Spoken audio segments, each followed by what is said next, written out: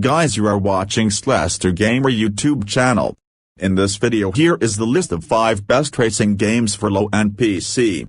I want to tell you that the games are not arranged according to popularity. All that games are better than each other in some or the other way. So I recommend you to try out all the games in this list, and please hit the like button if you like my video. And subscribe to my channel for more content like this.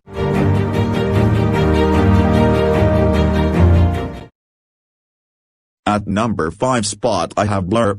In Blur's career mode, the player will encounter numerous characters and many licensed cars ranging from Dodge Vipers to Lotus Exigés to Ford Transit and vans fitted with F1 engines, all of which have full damage modeling and separate traits such as acceleration, speed, drift, grip and stability. Some special car models have been designed by bizarre creations themselves. Albeit simplified, the tracks are also based on real-world environments, such as the Los Angeles River canals and several parts of London. Depending on the characters the player races against or tags along with in team races, they will have their own racing styles, power-up setups, match types, locales and cars. As the player reaches the podium in races, performs stunts and uses power-ups in certain ways, they will gain fan points. These points help the player progress through the career, purchase more cars and parts and earn more fans for the user base. Also, during the career, players will encounter fan icons along the tracks. Driving through these will trigger short challenges, for example shooting another car with a certain weapon, or performing a long drift, which will reward the player with the fan points boost. During the career mode, each challenge features a final boss, which, once defeated, will yield access to their specific mods being upgrades that provide enhanced functionality to a standard power-up, for example Khan's titanium shield, and customized cars. At the final boss challenge, all the bosses meet together for a final race. To run this game, your PC should have at least 1 GB of RAM with an Intel Pentium processor.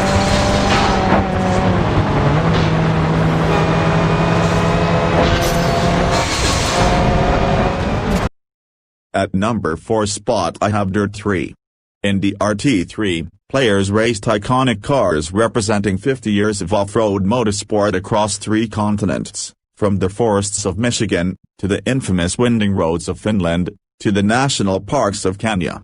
Dirt 3 also featured the stunning Gymkhana mode, inspired by Ken Block's incredible freestyle driving event, as well as Rallycross, Trailblazer and Land Rush.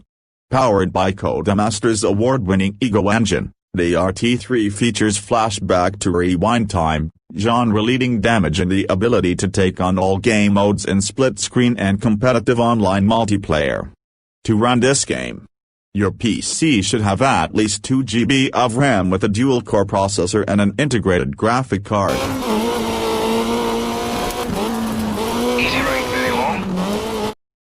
At number 3 spot I have Drive San Francisco. With crime lord Charles Jericho now on the loose, San Francisco faces a terrible threat. Only one man can stand against him. He has driven the streets of 100 cities, spent his whole life putting criminals behind bars. But to take Jericho down, there can be no turning back, and he knows that this may very well be his last ride. His name is John Tanner.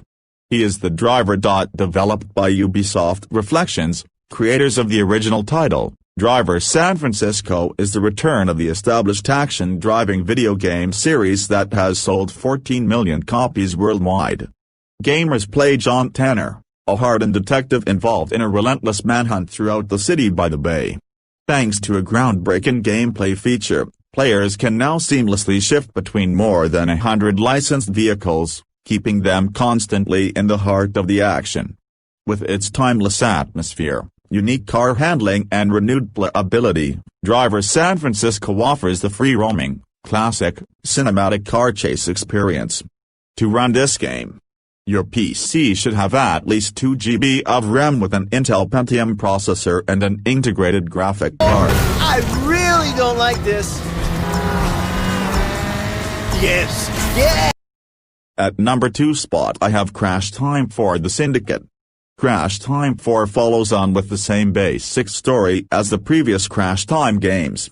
The game follows two Autobahn police officers, Ben and Samir, as they get themselves involved with the Syndicate, an underground organization that has their fingers in multiple pies around the city of Cologne.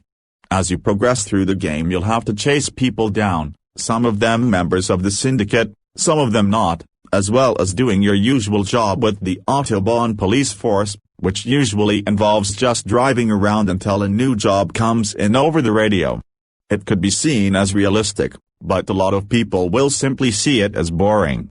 If you're looking for a game that has a deep and involving story, then you're absolutely looking in the wrong direction with Crash Time 4. The story is there, sometimes it's literally laugh out loud funny, but that's rarely the intention. If you're a fan of cheesy 80s police TV shows, then you may get some enjoyment out of how terrible the story is, but there's nothing for anyone that wants anything even remotely intellectual. To run this game, your PC should have at least 1 GB of RAM with an Intel Pentium processor and an integrated graphic card.